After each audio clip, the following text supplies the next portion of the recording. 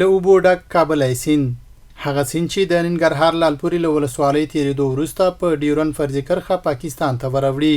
افغانستان کې له دغه سرشاره اوبو ډېره کمه ګټه اخیستل کیږي.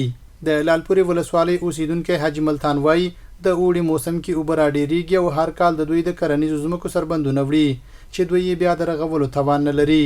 زمونږ دا بند څه کله وړی شي موږ نه دا بند وړي شګو بند دی اوبه یې رانه وړي که نه. زمونږ حکومت نه دا توقع ده چې موږ له دا بند پوخ کړي او زمونږ تقریبا 1400 جریبه ځمکه دې بند لاندې ده. 1400 جریبه ځمکه ترې اوبه کېږي.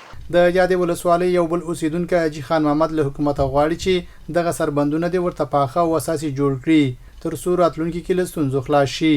حکومت نه دا غوښتنه ده چې موږ سره همکاري وکړي د لوړو چارواکو نه هغه دی چې موږ له دغه واله پاخه کې دلته پټو ته مشکل دی دا پټیم وی وړلو او زمونږ والم خراب کړه. خو د وړي لارپورې باندې وړي او برد لکې تیږي باندې وړي او دا خو داسې وړي چې موږ دستي اریان ناشتي اوس هم په شخصي دغه باندې پیسو باندې کار شروع کړي لګي بس د ډیناګان راشلو سین تیړو خو نتیجه نه ورکوي کنه.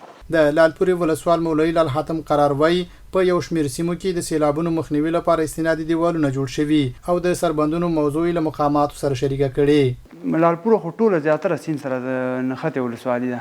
نو په الحال یو دیوال چې ډېر ضرورت ورته لري په دې ګلډاک کې اسنادي دیوالو ته ورکېږي په هغې باندې چې کوم سروې سوی د نن او سبا کې انشاءالله کېدای شي کار هم پرې روان شي. دا ډېر مهم دی دا دیوال. د لعلپورې ولسوالۍ د خلکو په خبره په یو شمېر سیمو کې د ځمکو په خوا کې سیند تیر شوی خو د سربندونو نشتون له امله خپل فصلونه په ماشینونو اوبه کوي.